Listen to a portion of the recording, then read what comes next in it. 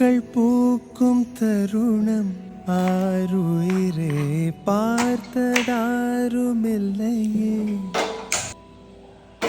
உலரும் காலை பொழுதில் முழுமதியும் பிரிந்து போவதில்லையே. நேற்று வரை நேரம் போகவில்லையே, உனதருகே நேரம் போதவில்லையே. எதுவும் பேசவில்லையே இன்று, ஏனோ எதுவும் தோன்றவில்லையே. இது எதுவோ